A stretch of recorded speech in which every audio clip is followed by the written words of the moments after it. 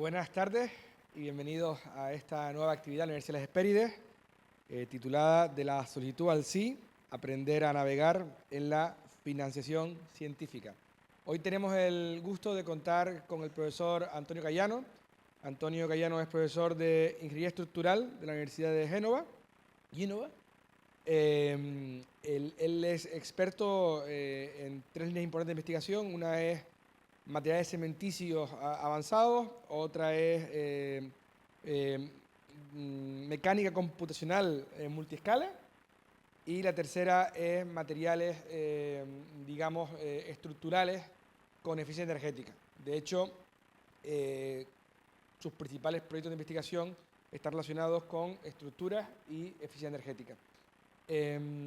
Antonio, aparte de ser un investigador y un docente increíble, pues él es una persona que, que tiene una gran experiencia en liderar proyectos competitivos de investigación a nivel europeo. También tuvo la beca von Humboldt, si no me equivoco. Estuvo en Alemania durante, no sé si fueron 2 años, ¿fueron? 5 años. 5 años. Así que bueno, y viene a contarnos un poquito, pues sobre todo, su experiencia personal sobre dónde ir, cómo hacerlo para poder lograr financiación. Él sabe que la Universidad de las Hespérides nosotros no aceptamos fondos públicos, pero creo que va a ser muy interesante lo que nos va a contar, sobre todo para todos ustedes que están conectados, muchos de ustedes profesores e investigadores de la Universidad de las Hespérides, así que espero que les guste. Y Antonio, bienvenido a tu casa. Muchas gracias. Creo que tengo... Sí, me escucha, ¿no? Bien, Gonzalo, muchas gracias por la introducción, gracias India por la invitación, gracias al rector de esta casa.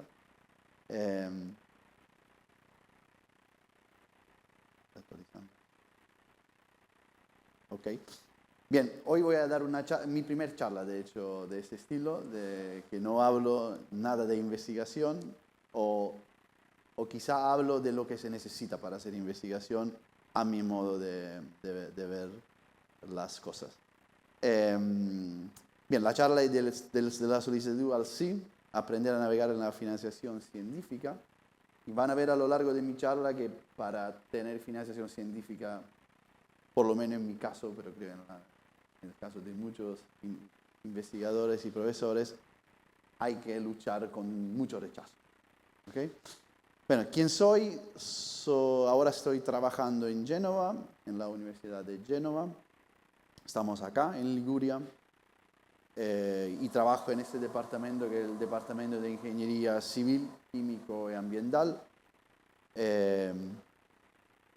Génova se encuentra cerca de Milano. Nizza es un lugar bastante bonito para vacacionar.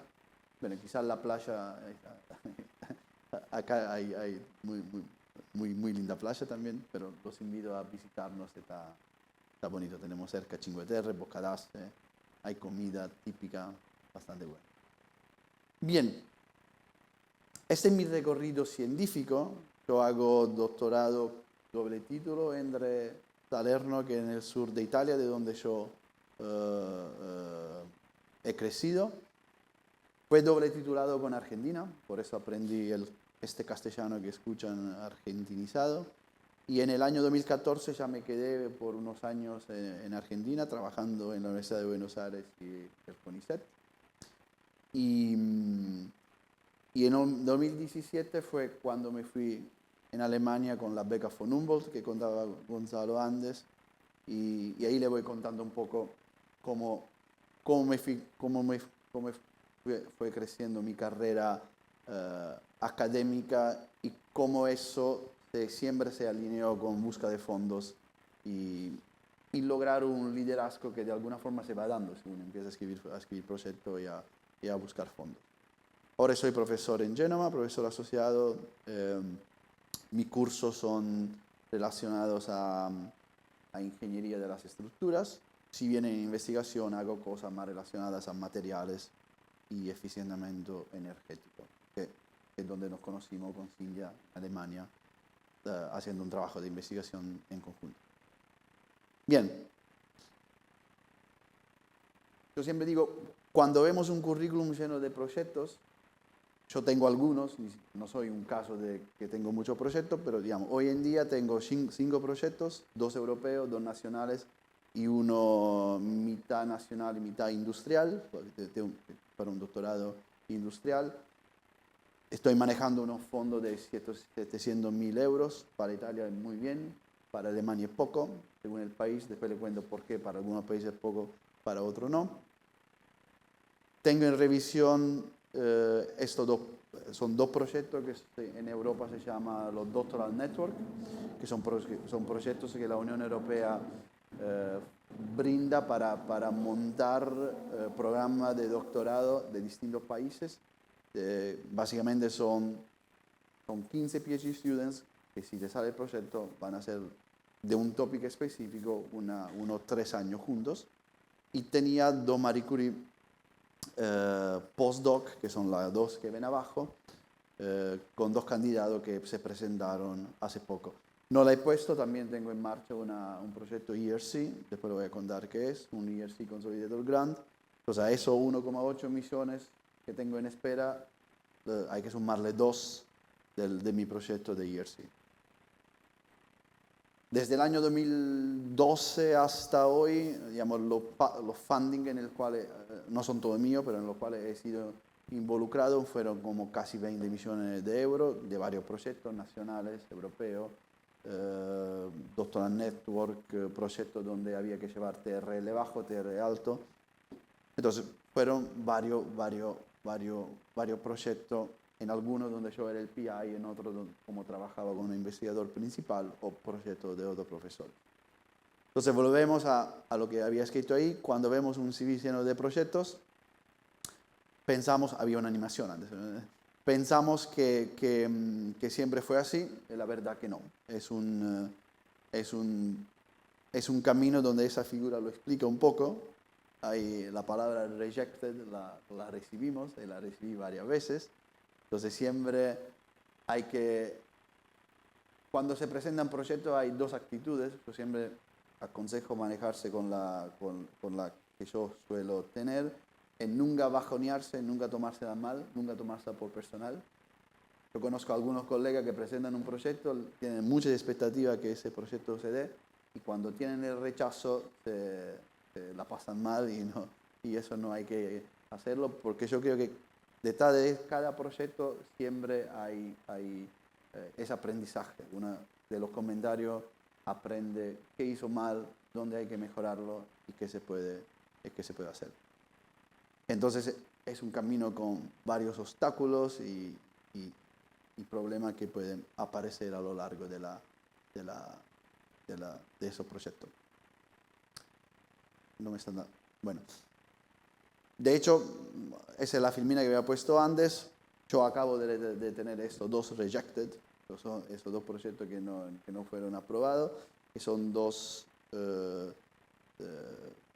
proyectos que la Unión Europea financia para postdoc de 2 años. Había aplicado una chica conmigo que hizo el doctorado en Bélgica y otro chico que ahora estaba en Canadá. Y si bien tuvieron un comentario muy, muy positivo, sobre todo la primera, que tuvo un puntaje de 94,4, que es muchísimo, muchísimo, y el corte ese año era 96,2. Cada vez se está volviendo más competitivo y la cantidad de gente que aplicó fue abrupta. De todas formas, es aprendizaje. Hay que hacerlo, hay que intentarlo. Y antes, cuando estaba montando esta charla, fui en mi portal de proyectos de la Unión Europea y saqué todos los proyectos que tenía presentados desde el año 2020 hasta ahora, con todo eso, y todo lo que quedaron, porque lo que no quedan pasan ya a proyectos financiados y se colocan en otra parte, pero todo lo que tuve que fueron rechazados son todo eso. Entonces, la Unión Europea a su vez es una máquina de rechazo. Pero bien, yo siempre digo, detrás de cada uno de esos proyectos, si bien no fueron financiados, yo aprendí muchísimo, porque en cada uno de ellos, sobre todo los proyectos donde más aprendí, fueron aquellos proyectos donde el PI o el investigador a cargo de montar de la propuesta era yo. ¿Por qué aprendes más? Porque cuando sos a cargo de escribir una propuesta y montar un grupo, montar un consorcio, a la hora de presentar tu idea con otro, a la hora de ver que estás diciendo tontería a veces, a la hora de montar budget, montar el equipo, eso genera un montón de aprendizaje y al siguiente proyecto que te va a tocar vas a estar más entrenado, hasta llegar, digamos, a un nivel hasta de rapidez de montar números, gente que necesitas. Bien, yo creo que para los investigadores un punto clave, o por lo menos de mi experiencia, es el primer funding. El primer funding que normalmente se alinea con el primer postdoc. Ahora vamos a ver que hay dos tipos de postdoc. Y eso me pasó a mí cuando yo había hecho el doctorado Italia-Argentina, me había salido ya la posición permanente en Argentina, ya era investigador con ISET, ya docente UBA, estaba creciendo, pero en un momento me di cuenta que o me estancaba y quedaba ahí de por vida. Un poco el país, bueno, no, si bien mi familia es argentina, estoy muy cómodo en Argentina, no soy argentino, entonces y era todavía joven, dije, es la hora de... Entonces empecé a buscar que quería hacer una experiencia afuera, hacer un postdoc. No sabía, todo eso que le cuento ahora, no sabía lo que me iba a pasar, pero yo creo que ese momento fue, cuando después me sale la beca von Humboldt, es que se me da ese misil para arriba, donde en mi carrera empecé a sentir que me reconocían por lo que yo hacía, mi nombre en Europa empezaba a ser más conocido, y creo que todo eso fue gracias a ese primer fan. ¿Ok? Yo estaba acá en la Universidad de Buenos Aires, en el barrio de Recoleta, bellísimo, y en la sede de la Facultad de Ingeniería, y sentí que era hora, digamos, de moverse, y estaba con esa duda que le pasa a muchos cuando terminan el PhD de qué hacer, ¿no? Uno termina el PhD, se esforzó un montón, y en un momento le pasó a todo, creo, cuando uno termina el PhD se encuentra que llegaste arriba de la arriba de la duna y no sabes hacia dónde vas, ¿no? Entonces, para mí esa etapa es clave, es una etapa que hay que si tenés gente que te aconseja cómo manejarla, puede ser importante para tu futuro científico y académico. Y acá pongo que a la hora de elegir un postdoc siempre tenemos dos opciones. La opción 1 es entrar en un postdoc en algún grupo que ofrecen posiciones. Muchas veces es tu mismo director, tiene fondo y te empieza a contratar de año en año. ¿Ok? La parte a favor, que tenés una entrada rápido. La administración, no tenés administración, te la hace tu director o tu universidad. Tenés ya infraestructura, ya tenés continuidad en tu sueldo. ¿Ok? La parte en contra, que para mí es muy importante, hay que tenerla en cuenta, es que seguís siendo importado en un grupo que no es tuyo. ¿Ok? No tenés una identidad, ¿no? Tenés menos visibilidad. Si vos hiciste el doctorado en un lugar y seguís trabajando en ese lugar, es muy difícil que tu nombre supere el de tu director, a menos que no seas una estrella. Entonces, yo he puesto, es recomendable cuando necesitas una cierta estabilidad, es muy recomendable cuando necesitas enriquecer aún más tu currículum, terminar paper, darte un poco más un currículum contundente. Entonces, ese es un escenario típico, terminas el PhD, tenés un año de beca con tu director, tenés continuidad, no cambias de escritorio, tenés el mismo grupo, escribís paper, vale oro, pero a tener cuidado que ese año, si seguís siempre a la espera, a ver qué sale, pueden ser años perdidos. ¿Ok? Entonces, lo que ahí puse, que es muy importante tener una identidad científica, ¿no? Es muy importante que vos te presentes como yo soy el que hace o la que hace esta cosa, nunca presentarte como soy el que trabaja en el grupo D. ¿Ok? Y a veces si haces el camino 1 te pasa eso. Yo trabajo con Y eso no es tan bueno a la hora, digamos, de elegir una identidad científica y armar un grupo. Y eso es la elección 2, ¿no? O sea, buscar postdoc o becas, financiaciones, fellowship, donde te da una identidad propia. Y eso se hace con la opción 2, que es escribir tu propia propuesta, donde vos sos el dueño científico de tu propuesta, te da una cierta independencia. Eso se hace con algunas fundaciones, están la beca Marie Curie de la Unión Europea, yo tuve la segunda, la ABH, la Alexander von Humboldt, así como la Fulbright, o hay, digamos, cosas aún más top como la IRC. ¿Ok? Lo que es más importante, y eso lo aprendí yo en Alemania, es el segundo punto, donde pongo host institution is your boss, not you. Está mal puesto, pero lo que quiero poner ahí es que yo cuando estaba en Alemania, Cintia, vos lo conociste, Albrecht, en un momento, yo con cultura de mi país, consideraba que Eddie era mi jefe, el supervisor del instituto, y Albrecht me dijo, vos tenés la von Humboldt, Eddie no es tu jefe, a lo sumo tu Darmstadt es tu jefe como institución. Y eso se da cuando escribís una fellowship, que es donde vos sos el dueño de tu idea. ¿Okay? O sea, por supuesto tenés un director del instituto donde trabajas, pero no es tu jefe. La parte no tan buena es que cuando entras en ese mundo de escribir propuesta,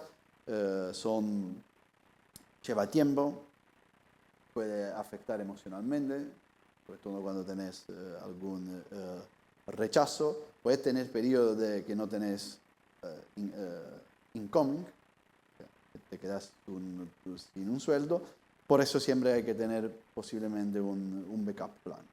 ¿Okay? Cuando son recomendables, cuando tenés ya un track record destacable, ya has hecho una carrera académica destacable, cuando ya tenés forma de demostrar que tenés una cierta independencia, por ejemplo en nuestro rubro, eso se puede demostrar si tenés varios papers, si tenés movilidades internacionales, si tenés patentes. ¿Okay? Y por supuesto, tenés que tolerar posible rechazo, ¿no? Acá pongo uno de los 3 caminos bastante destacables, que son estas fundaciones que promocionan beca de excelencia. Yo empecé a participar en la Marie Curie y tuve 2014, 2015, ambas fueron rechazadas. Creo que hay una más, no, 2013, si no me acuerdo mal. En el 2015 lo que hice es presentar la misma idea en 2 fundaciones distintas. La Unión Europea con la Marie Curie IF, esa MSCA-IF, y la misma propuesta, cambiándole el formato, así como pedía la fundación, la mandé a la von Humboldt y es así, me salió. También aconsejables o otra fellowship competitiva nacionales, está la Suiza, de Reino Unido, de Japón, de Canadá. En España creo que está la Ramón y Cajal, que es más parecida a una IRC, pero digamos son competencias o becas que si uno la gana es como que te consagras o demostras una cierta independencia. En Italia está la Rita Levi Montalcini y los proyectos que se llaman FIS. Y bueno, a mí me salió la von Humboldt, ¿okay? Que uno gana una beca von Humboldt, la gente de Alemania, de la fundación, te declaran un Humboldtian de por vida. Cada uno que tiene una von Humboldt es un Humboldtiano para siempre. Y hasta cuando te volvés a tu país o cambias de país, vos podés ser un host para un posible postdoc que de Alemania te puede visitar. Y nosotros tenemos cada 2 años la posibilidad de ir a Alemania por 3 años, digamos, todo sponsorizado por la fundación. Es una beca bastante competitiva. De hecho, cuando yo quería aplicar, mi director de tesis hizo doctorado en Alemania y trabajó muchos años en Alemania. Cuando yo le conté que quería aplicar a una von Humboldt, me dijo, no, no pierda tiempo, está loco, es muy competitiva, no lo haga. Y yo pensaba, pero si me voy me tengo que mover con mi hija y con mi mujer. Mismo por razones de dinero, dije, no me puedo ir con una DAD, un poco menos generosa.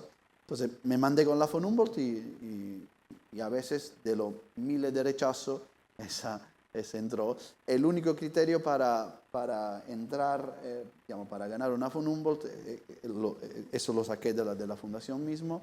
El criterio principal para la selección es la excelencia académica, sin cuota por países o disciplina. Estaba en alemán y lo he puesto en castellano. Y si hago un paso atrás, lo que yo estaba haciendo en lo que es investigación, que es lo que contaba Gonzalo antes, yo hacía multiescala, mecánica computacional, modelo muy complejo de fractura, y con eso había publicado un poco, entonces lo considero un tema fascinante, también bastante complejo, y yo seguía escribiendo propuestas en esta dirección y no me salían. Siempre rejected. Entonces, en un momento, en el año 2014, dije, esta herramienta computacional que no hace mucho, hay que darle otro utilizo y a lo mejor presentas algo que puede gustar a los revisores. Entonces lo que yo hice es la parte de fractura mecánica con la Cruz Roja, presenté una propuesta no en esa dirección, pero usando herramientas en esa dirección. O sea, toda la parte computacional de la multiescala, en lugar de usarla para mecánica de la fractura, por ahí topics que no llaman la atención o que no son actuales o que no son interesantes ahora, utilizámoslos para energía, sustentabilidad y thermal energy storage. Y ahí fue donde logré convencer a los revisores y fue cuando me sale la von Humboldt. Y ahí fue cuando llegué a ese instituto. Yo estaba en el segundo piso, también Cintia estuvo unos meses ahí, ¿no? En Alemania. Y ahí fue con esa beca von Humboldt que llegué a este instituto.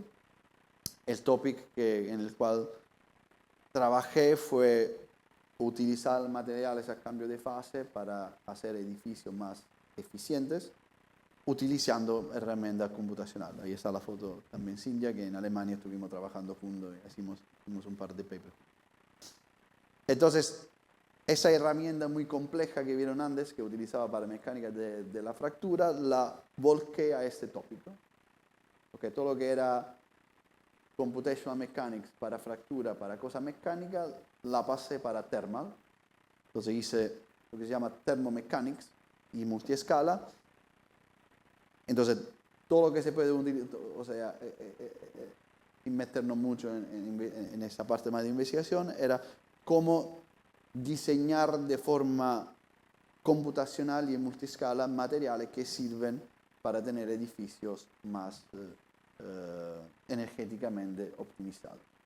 Y ese era un poco todo lo work package que armé para esta beca. Estudio bibliográfico, microescala, mesoescala, parte acoplada mecánica mesoescala, acoplamiento y multiescalado. ¿Okay? Entonces, lo que había aprendido, que seguía siendo no exitoso a la hora de escribir propuestas, lo utilicé en otras direcciones donde mi idea fue aceptada. Creo que la semana antes que hablé con vos, Cintia, de ir pensando esta charla, una chica que yo había co-supervisado en Darmstadt como doctorado, me preguntó cómo hacer una Alexander von Humboldt. Entonces me fui a mi carpeta y cuando abren mi carpeta, que fue la que enviamos a la fundación, me encuentro con esto. Y ella en un Meet me dijo, qué ordenado, estás muy ordenado, ¿no? Y ahí vi que, por ejemplo, yo tenía toda la carpeta bien ordenada, A, B, C, D. Entonces, y ahí puse que es muy aconsejable es tener todo muy bien ordenado, porque a veces, ¿qué me pasó? en una Fulbright que había aplicado al año anterior, que tuve un rechazo. Y entonces yo hablé con el profesor de Estados Unidos y le digo, ¿por qué? Ni siquiera nos mandaron un comentario de por qué parte habíamos hecho mal. Y la fundación nos mandó un mail diciendo, pusieron una fecha equivocada en la invitation letter. Y esa invitation letter la hice yo, porque el profesor de allá me dijo, arma la voz y te la firmo. Y eso es un poco, volviendo a la filmina anterior, si tenés todo muy ordenado y vas armando todo de forma alemana, es muy probable que esa forma ordenada un revisor la note. ¿Ok?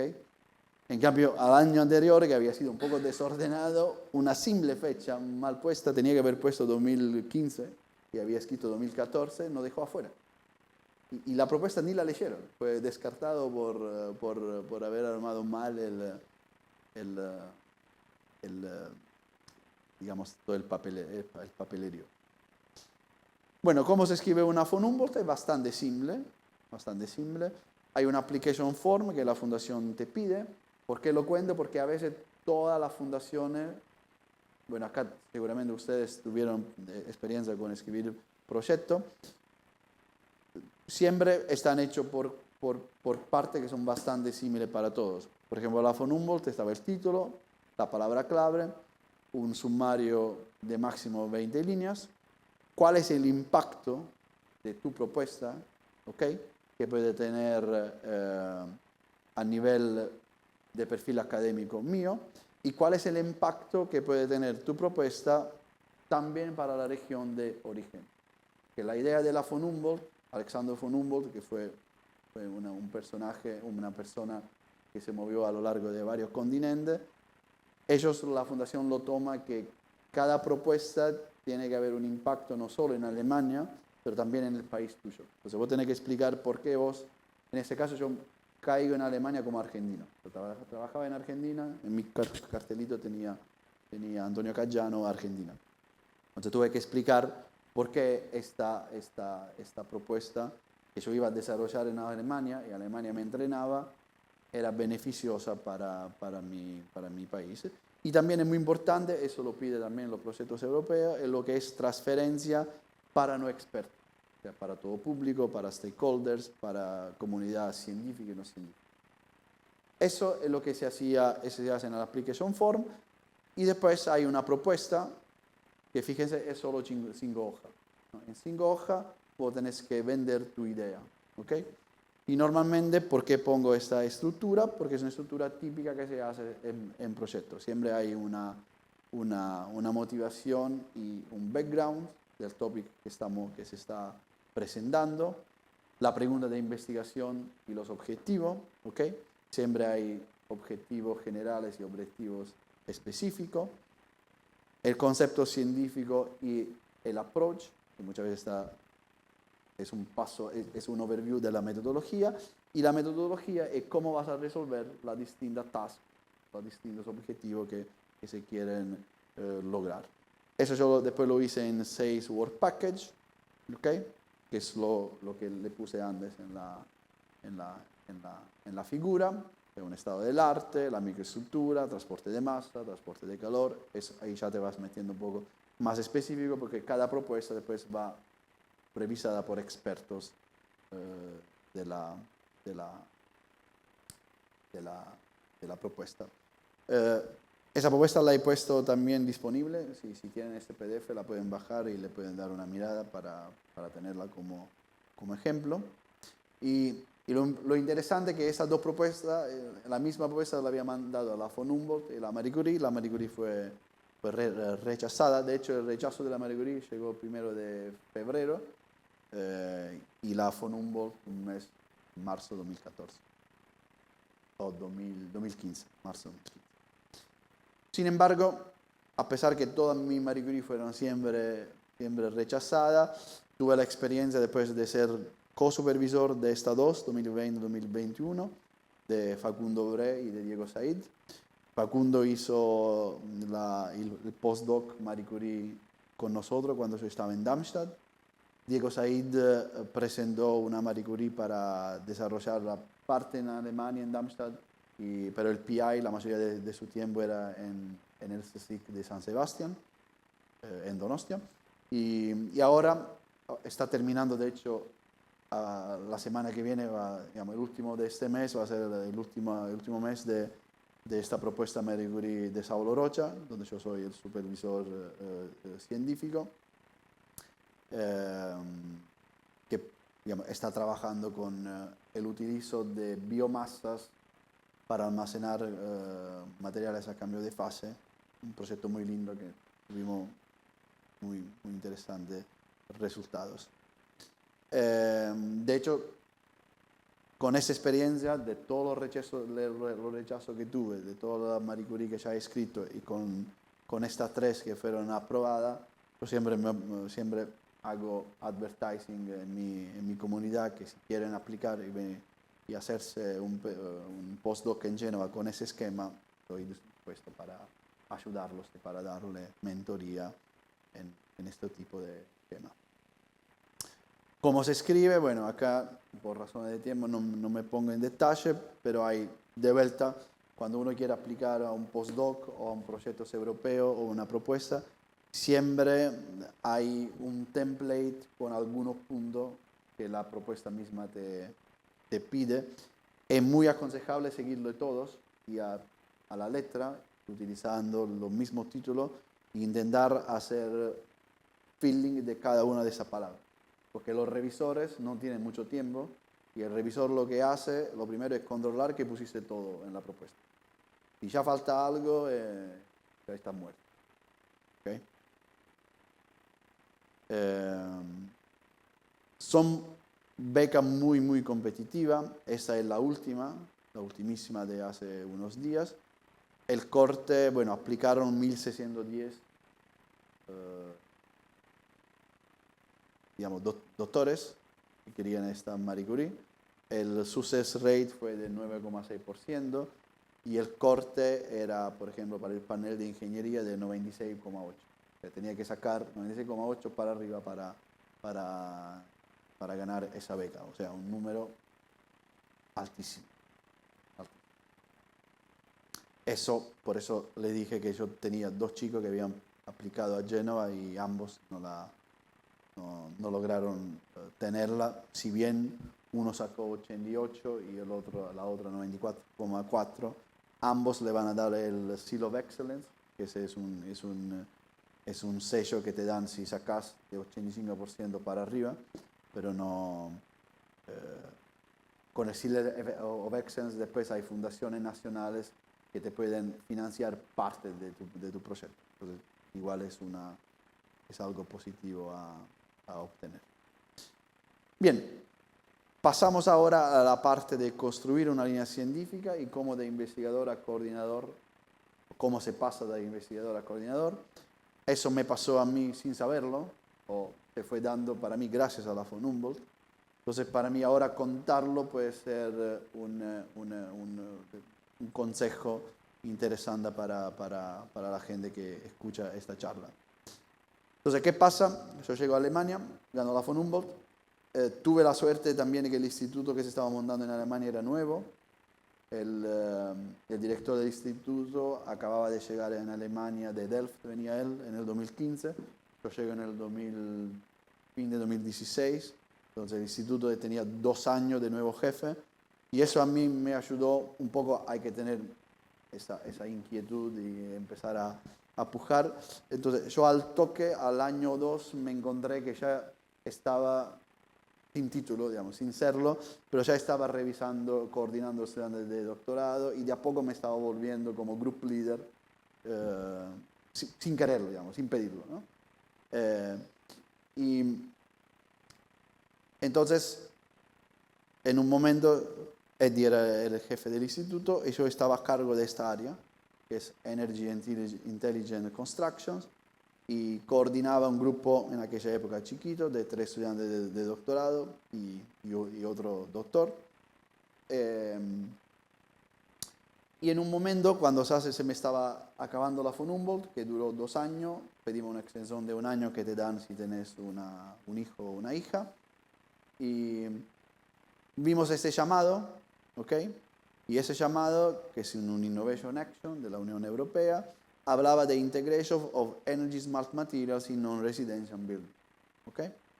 Entonces, apretamos a ese link y empezamos a leer el llamado. Entonces, esa es la información que teníamos en la call y empezamos a ver y eso, ¿por qué lo cuento? Porque todos los proyectos europeos funcionan de esta forma. Vos tenés varios esquemas, varios topics y dentro de varios topics hay varios calls donde uno puede elegir el que más, digamos, le parece que más cerca de su mundo. Entonces nosotros empezamos a leer esto y lo que leíamos, estábamos viendo que hablaba casi de nosotros. Hablaba casi de nosotros, parecía que esa cosa la habíamos escrito nosotros y brindada. Entonces pedían a lightweight components, lo que estábamos haciendo en Darmstadt, alto eficientamiento energético, lo estamos haciendo en Darmstadt. Eso no estaba escrito por nosotros. Eso es la call que nos estaba diciendo. Hablaba de building envelopes, hablaba de management activo y pasivo. El activo no lo teníamos, perfecto, buscamos partner para hacer eso. Y ahí cuando contactamos a Tecnalia, porque vimos que Tecnalia había brevetado un sistema activo para optimizar sombras. Edificio nuevo y existente, perfecto. Pedían modeling, y ahí donde involucramos gente que hacía optimización con metamateriales. Eran argentinos y ahí estaba el miedo porque meter no europeo hay que justificarlos. Pero bueno, teníamos un grupo fuerte y yo pujaba para meterlos, pero había un poco de inquietud en eso. Nuevos testes de metodología y donde involucramos a Netch, que son lo que hacen nuevos dispositivos. Pedían Life Cycle Assessment y ahí sumamos al grupo Delft con un profesor que hace Life Cycle Assessment y así fuimos montando el consorcio. Pedían TRL de 5 a 7, en esa época no tenía ni idea que eran los TRL, entonces me puse a estudiar los TRL. Pedía Standardization and Certification y ahí fue que propusimos meter un grupo nuevo de estandarización en la RAILE y fue aceptado. Entonces, leyendo esta propuesta, empezamos a ir a armar la idea y pensando ya a qué necesitamos, qué equipo hacer, qué budget tenemos, cuánta gente hay que meter. ¿Ok? Bueno, esas son lo que pedían. Recomendación, cuando uno lee una call, en este caso una call del proyecto europeo, cada ítem que te marcan, tenés que, si bien dice should be, tener que hacerlo todos. O sea, hacer work package, task, output para cubrirlo todo. Si uno cubre todos los requerimientos, te acercas cada vez más que al revisor dice, esta gente se puso las pilas, armaron un grupo fuerte, hay que darle. Después pedían el budget de 4 a 6 millones, en esa época no tenía expertise, entonces no tenía ni idea, 6 millones es mucho, es poco. Entonces lo que yo hice, un poco lo hablábamos con la gente del instituto, y otro, me fui a meter en proyectos europeos financiados y veía cuántos budget había, cuántos partners había, ¿no? Entonces me empecé y hoy son números que los tengo bastante claros. Entonces, si tenés un proyecto de 6, 7 millones, los partners son siempre 13, 14, más o menos. Si tenés un budget de 3 millones, los partners son 6, 7. Porque tenés que pensar que países como Italia, España, 300, 400 mil euros por partner está bien, por un proyecto de 4 años. Alemania, Holanda ya se quejan un poco, hay que subirlo a 500, 600, porque los costos son mucho más altos. Entonces eso hace, y cuando armas un proyecto siempre tenés que intentar cubrir el mapa de Europa bastante de forma homogénea. Entonces si sos 13 partners, metes Francia, Alemania, Holanda, Italia, España, Portugal. Son aconsejables meter algún país del este, europeo, Polonia, República Checa, y con esos números de partners cubrís ese budget. ¿Qué propusimos? Pues si lo cuento ahora parece una tontería. Lo que propusimos es todos los materiales aislantes que se usan muchas veces tienen el problema principal que son muy inflamables. Entonces, nosotros lo que hicimos es proponer una solución de minerales no flamables que tengan capacidad de almacenamiento energético. ¿Por qué? Porque lo pedía la propuesta, e intentar reducir el espesor de esa propuesta. ¿Por qué reducir el espesor? Porque cuando menos material tenés, menos impacto ambiental tenés, más te va a dar el Life Cycle Assessment de forma óptima. Y propusimos eso. O sea, en Darmstadt ya venían trabajando con hormigones de tipo esponjoso, que no son inflamables, y a eso en la parte del esqueleto le metíamos materiales a cambio de fase para tener de forma conjunta aislamiento y almacenamiento energético, y en un mundo dinámico de temperatura y fluctuación, eso es beneficioso a la hora de tener una respuesta energéticamente eficiente. Bueno, esta idea, que es esta, la patentamos, había un vídeo acá, y bueno, había que escribirlo de forma contundente en un proyecto europeo, y armamos los varios work packages de las componentes, a los muros, a los materiales y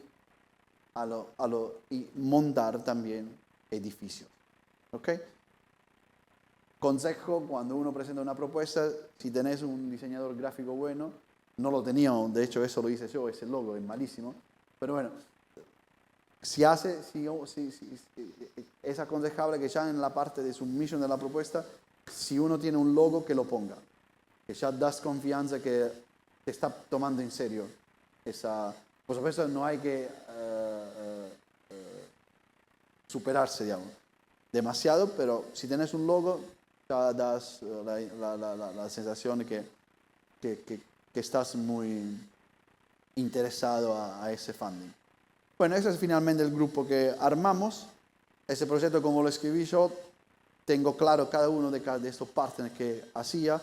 Cervenka Stacking hacía la parte estructural, Nech los dispositivos, TU Darmstadt nosotros hacíamos la coordinación, el SIC Energy Gune, Tecnalia y el SIC hacían la parte de las componentes con los materiales a cambio de fase, el añadimiento de nanomateriales, porque necesitábamos hacer un control activo para hacer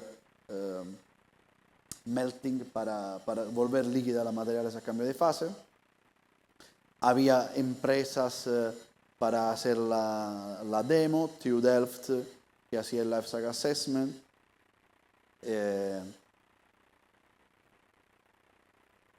Montamos el canal de YouTube una vez que el proyecto fue aceptado.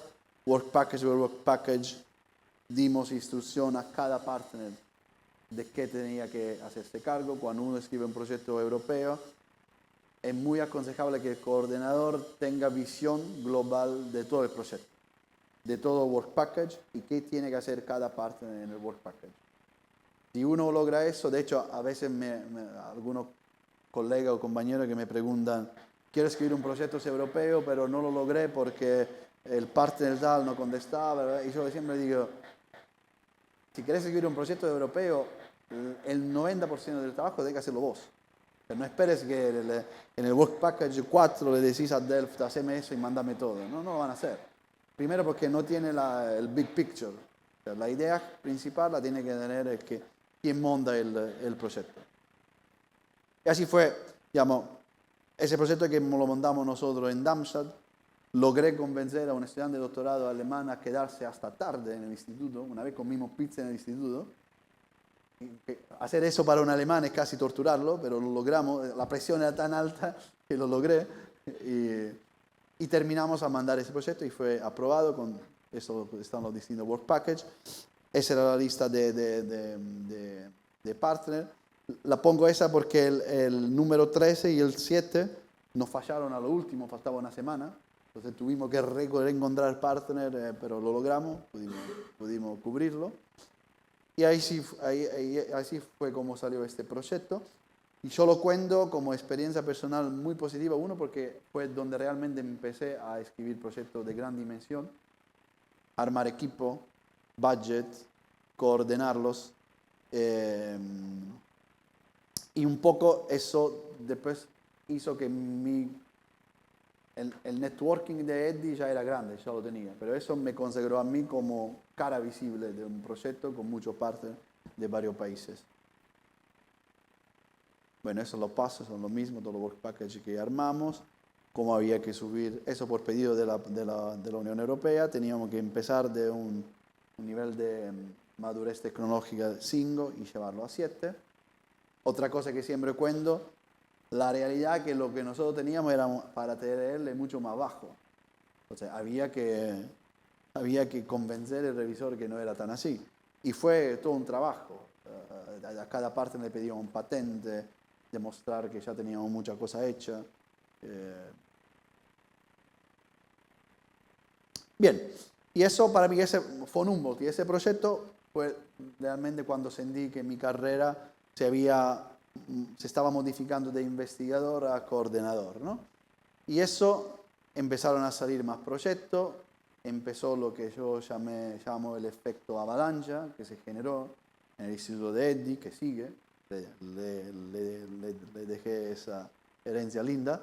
Empezaron a salir más proyectos, el Poro PCM con Japón, después salió este Pathfinder. El Pathfinder es un proyecto estratégico que la Unión Europea da fondo de hasta 3 millones de euros, donde hay que hacer groundbreaking research, o sea, armar consorcio, y lo que se propone tiene que ser un poco revolucionario. La mayoría de los proyectos, lo que se llaman RIA o lo IA, lo Innovation Action, son proyectos que en Europa se conocen como low risk, low gain, que te proponen un tema, armas el equipo y lo haces. Acá no, acá hay que llegar con una idea revolucionaria. Era una idea que armó Jorge Dolado del SUSIC de San Sebastián, de hacer esos hormigones que reflejan, digamos, que tengan este radiating cooling. Y nosotros en Darmstadt entramos como líderes de la parte del Work Package 2, del armar del substrado de hormigón esponjoso.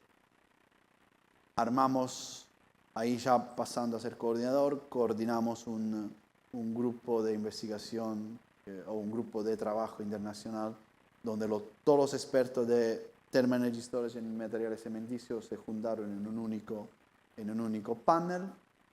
Y como todas esas cosas me estaban dando bien, como ya había llegado a ser grupo líder en Darmstadt, tenía ya varios papers, 5 patentes, estaba coordinando un proyecto europeo en Darmstadt, coordinando un work package del FETOPEN, coordinando también ese grupo de trabajo. El team se había agrandado, tenía dos postdoc a cargo de investigación de doctorado. Dije, bueno, llegó la hora de presentarse a la IRC. La IRC es como la Champions League de los investigadores en Europa. Es una beca que, es mucho dinero, la starting grant de 1,5 millones, la consolidada de 2 millones y la advance de 2,5 millones. Pero además de esa plata, si ganas una IRC es como que te consagras en el Messi de tu rubro. Presenté esa IRC, hay que llegar con una idea loca, digamos, que brinde paradigm shift, y presenté este hormigón con respuesta diódica, o sea que funcione en una dirección de una forma y en otra dirección, en una dirección que permite alta conductividad térmica y en el opuesto alto aislamiento o de conductividad casi cero. Para hacerlo hay que meterse con la nanoestructura, molecular mechanics, etcétera, etcétera. El proyecto me fue bastante bien. ¿Cómo se escribe una IRC? No voy a tener mucho tiempo para contarlo, pero es una propuesta que está hecha por 2 partes. Hay una parte B1 donde uno muestra tu currículum, el synopsium, que es un abstract de 5 hojas, y qué funding has tenido hasta ahora. O sea, tenés que demostrar que tenés independencia, que tenés ya algún funding, que sos independiente, y después presentas la propuesta en solo 5 hojas. Si le gusta a la comisión, pasa a segundo stage, y ahí leen el proyecto completo, que es de 15 hojas. Entonces tenés que demostrar cómo lo haces, la metodología, etc. Entonces, esto son los revisores utilizan esta pregunta para controlar tu proyecto. ¿Ok? Si estás llevando desafíos importantes, si los objetivos son ambiciosos, si tienes nuevos conceptos, nuevos approaches, si tu propuesta es high risk, high gain, o sea que con lo que vos que lográs tiene alto riesgo que falle, pero que si no falla va a dar alto potencial. De todas formas tiene que ser feasible, se tiene que poder hacer, y después está la parte de metodología. A la hora de escribir una propuesta ERC siempre conviene utilizar estos, que son las preguntas que se hacen los revisores, como título de tu sección, que ya le ayudas al revisor a contestarle lo que él quiere leer.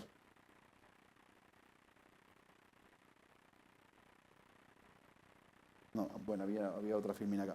Bueno, me fue bastante, la filmina anterior mostraba lo que me había pasado, estuve muy cerca, saqué A en interview y quedé afuera por un 2%, entonces tuve otra rejection de la ERC, y justo en paralelo en Italia había aplicado una posición, me había salido, y fue cuando de Alemania me fui a Italia y tenía miedo que me pase eso, ¿no? Y ahí empieza la parte, empezar de cero en una nueva institución. Llego a Génova, donde trabajo ahora en este departamento de ingeniería civil. Esta cara de miedo la tuve varios meses, o todavía la sigo teniendo, porque ¿qué ocurrió? Que yo dejaba un instituto donde teníamos en marcha muchos proyectos, grupo grande, mucho dinero, y llegué a Génova y había que empezar de cero, completamente de cero. ¿Y cómo lo hice? Bueno, empecé con un proyecto chico, me inspiré a proyectos que habíamos tenido en el año 2012-2014, que son proyectos Marie Curie de movilidad, pero de movilidad muy bien hecha por la Unión Europea. Tuvimos uno en el año 2012-2014. Bueno, hicimos también nos vinieron a filmar el canal de Euronews. Hicimos del mismo estilo otro 2014-2018. Y cuando yo llego a Génova, o cuando yo sabía que estaba por irme a Génova, presentamos otro, que es este BEST, donde está involucrado también Gonzalo de Alcalá, que BEST tiene el acrónimo de 4 grandes pilares, que son utilizar de materiales bio-based, la E está por energía, la S por estructuras, y el T está por tomorrow. Entonces metimos juntos estos 4 grandes ideas con esos partners, y eso fue el primer proyecto que en Génova me empezó a empujar de vuelta. Después me llegó Saulo Rocha, que es el primer postdoc muy bien pago por este proyecto de la Unión Europea. En un momento el Italia estaba financiando proyectos industriales de hacer PhD industrial, y ahí de un contacto que había tenido en un proyecto europeo que había hecho cuando estaba en Darmstadt, le pregunté a la empresa que estaba trabajando con nosotros cuando estaba en Alemania, si estaba interesada en cofinanciar este PhD, y me sale este otro PhD. Y esos son todos los estudiantes de doctorado que tengo hoy. Y yo, más allá de ello y lo que hacen, yo a la derecha pongo quién paga cada uno de ellos. Y eso es un poco, si por un lado volver a Italia cuesta porque llegué cuando tenía proyecto, la parte linda del país es que los estudiantes de doctorado te lo paga Italia. Entonces yo tengo 1, 2, 3 y 4 estudiantes de doctorado pagados por el Ministerio de Educación de Italia. La segunda Hala está haciendo un doctorado en otra universidad, yo soy supervisor. La Taina Moreira es brasileña, está pagada por la Universidad de UFLA. Y otra cosa, como a mí el hecho de haber hecho un doble título con otra institución y haber tenido siempre una pata fuera de Italia, que fue Argentina, como a mí me resultó, digamos, muy positivo, yo siempre he pedido a todos mis estudiantes de doctorado que intenten hacer doble titulación con otra institución. Por eso tengo a Reza haciendo doble titulación con Leibniz University en Hannover, Tainá, bueno, con Brasil, y Marga y Mauricio, que son los 2 estudiantes de doctorado argentinos que están ahora en Italia, o sea, que ganaron primero la beca italiana, A ambos le pedí que hagan un doble título con la Universidad del Noroeste una y con la Universidad Nacional del Litoral el otro, y le doy consejo para que su camino sea, digamos, lo más internacional posible.